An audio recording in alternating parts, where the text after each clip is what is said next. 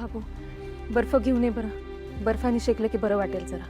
आणते मी, पाणी आणते अक्का।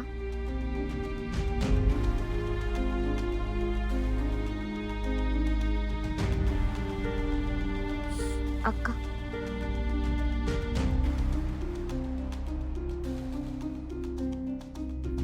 वहिनी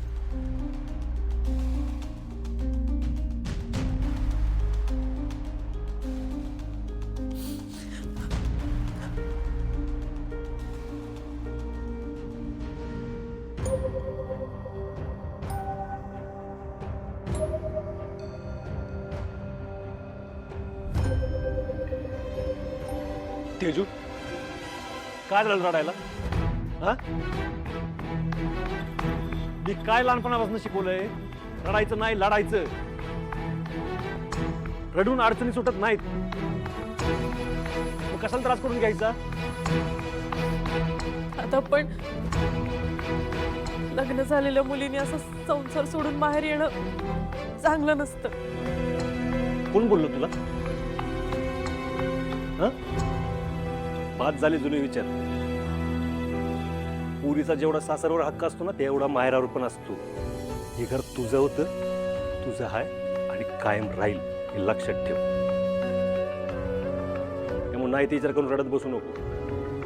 आता पण लोक काय म्हणतील? काय म्हणतील लोक?